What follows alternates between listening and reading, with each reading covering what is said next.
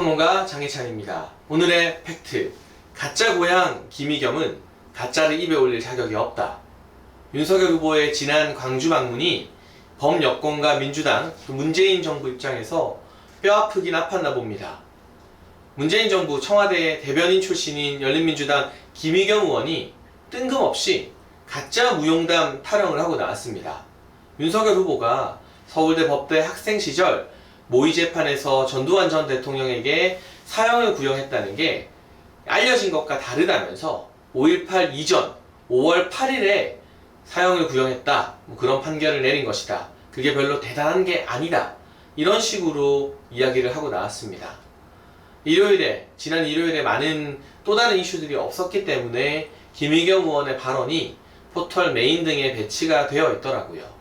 제가 바로 글을 쓰긴 했습니다만 아무래도 현역 국회의원 발언에 반박하기에는 힘이 좀 약하기 때문에 기사화는 많이 안 됐던 것 같고요. 다만 종편이나 출연하는 방송 등에서는 계속 이야기를 했습니다. 이 문제 한번 짚어보겠습니다. 윤석열 후보가 무용담을 부풀렸느냐? 전혀 그렇지 않습니다.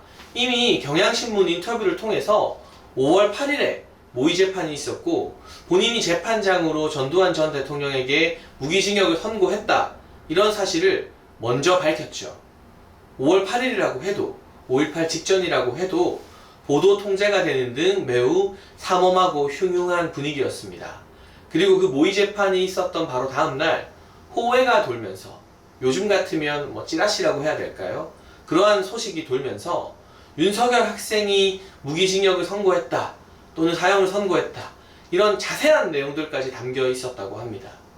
법대 학생으로서 얼마나 많은 고민이 되었겠습니까? 그럼에도 불구하고 윤석열 후보를 포함한 서울대 법대 학생들이 용기 있게 양심에 따라 모의 재판 판결을 내린 것이죠. 결국 5.18 하루 전 5월 10일이었나요? 이 친척들의 권유 전화를 받고 강원도로 피신을 할 수밖에 없었던 상황이었습니다. 그런데 한 가지 돌아보죠.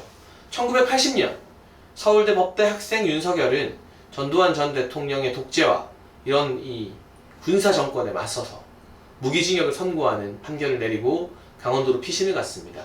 그런데 1983년 기자 이낙연은, 지금의 대선 주자 이낙연 맞습니다. 전두환 전 대통령의 해외 순방을 찬양하는 기사를 버젓이 썼습니다. 지금 누가 누구한테 광주 정신을 이야기할 수 있는 겁니까? 호남 출신이면 전부인가요? 기자 이낙연은 1983년에 전두환을 찬양했는데 서울대 학생 윤석열은 1980년에 전두환 전 대통령에게 무기징역을 선고하고 도망을 갈 수밖에 없었던 상황이었습니다. 이런 상황들이 김의겸 의원 눈에는 들어오지 않는가 봅니다. 그저 어떻게든 헐뜯고 비방할 생각이 전부이겠죠. 그런데 가짜 타령을 과연 김의겸 의원이 할 수 있느냐? 본인은 고향도 가짜로 막 바꿉니다. 이명박 정부를 비판하는 칼럼에서는 칠곡 외관이 자신의 고향이라고 밝히더니 지난번 총선에 출마할 때는 전부 군산이 고향이랍니다. 아니 그럼 칠곡 외관은 어떻게 된 건가요? 가짜 고향인가요? 그리고 군산이 고향이라는 분이 흑석 부동산 처분한 돈으로 아파트를 또 강남에 삽니다.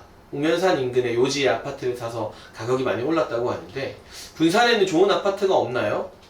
고향을 쉽게 바꿀 수 있으니까 아파트 사는 것, 강남의 아파트 샀으니 이제는 다음번 선거에는 내 마음의 고향은 강남이다, 이렇게 나오게 되는 거 아닐까 싶기도 한데, 역시 부동산은 강남인 것인지, 흑석 김의겸 선생의 부동산 강의인 것인지, 아니면 칠곡 외관에서 군산으로 고향을 바꾼 것처럼 얼마든지 고향 정도는 바꿀 수 있다는 것인지 참 궁금합니다. 기자 시절, 대선 이전에 이 김의겸 기자는 노골적으로 문재인 대통령을 띄워주는 친문 기사와 칼럼으로 후배들의 지탄을 받았습니다. 그러더니 쏙 문재인 정부 청와대의 대변인으로 영전하면서 특히나 한겨레 출신 기자들이 얼굴을 들기 힘들 정도로 부끄러워했습니다. 본인이 기자로서 정부를 쉽게 말하면 띄워주고 칭찬해줬던 게 결국 청와대 대변인 가기 위한 포석 아니었느냐, 이런 해석이 나올 수밖에 없었기 때문이죠. 실제로 당시의 기사를 보면 한겨레 내부 여론이 좋지 않다는 게 언론 보도로 확인이 되고 있습니다. 그러더니 최근에는 경찰을 사칭해서 취재한 MBC 기자를 두둔하면서 예전에는 그런 관행이 흔했다며 기자라는 직업 전체를 진흙탕에 빠뜨려 버렸죠. 경찰 사칭하는 것처럼. 여기에 대해서 얼마나 많은 기자들이 분노하고 모멸감을 느꼈는지 모릅니다. 그런데 한편으론 이해가 됩니다. 본인의 정치적 유불리를 위해 고향도 마음대로 바꾸는 분인데 이전 직업인 기자가 뭐가 중요하겠습니까? 지금 직업인 국회의원이 훨씬 더 좋으시겠죠. 그 국회의원으로서의 정치적 발언을 위해서는 이전 직업 기자는 또 기자들의 명예는 안중에도 없는 것이겠죠. 가짜 고향을 가지고 강남의 아파트를 산 이 김의겸 의원. 그러나 이 김의겸 의원의 발언이 문제가 되는 진짜 이유는 따로 있습니다. 바로 호남과 광주를 고립시키고 다른 대한민국 지역으로부터 갈라치게 한다는 겁니다. 광주의 아픔은 대한민국의 아픔입니다. 광주의 역사는 대한민국 모두의 역사입니다. 그런데 이런 식으로 광주를 자기들만의 것, 민주당만의 것이라고 꽁꽁 감싸는 행위는 광주와 호남을 이용만 하겠다는 것입니다. 지금 광주에 필요한, 호남에 필요한 정치인은 가짜 고향을 가지고 강남에 아파트 투자하는 그런 정치인이 아닙니다. 광주의 아픔을 대한민국의 아픔으로 껴안고 호남과 광주의 산업 발전을 위해서, 지역 청년들의 일자리를 위해서 청사진을 제시하는 정치인이 광주와 호남에 필요한 정치인입니다. 그런 점에서 이 김의겸 의원의 발언, 또 김두관 의원의 이 5.18 비석에서 손을 떼라는, 광주와 5.18은 민주당의 것이어야 한다는 그런 발언은 광주를 위한 것도 호남을 위한 것도 아니고 오직 민주당의 정치적 이익을 위한, 광주를 고립시키는 아주 나쁜 발언이기 때문에 제가 강도 높게 질타하는 것입니다. 광주도 호남도 결국에는 이 아픈 역사를 딛고 산업 발전으로 그 지역의 어린이들이, 그 지역에서 자란 청년들이 먹고 사는 문제를 해결할 수 있는 곳으로 발전해야 합니다. 광주를 방문한 윤석열 후보가 2003년 본인이 광주지검에서 근무할 때와 시내가 달라진 게 별로 없다는 말을 했습니다. 그렇겠죠.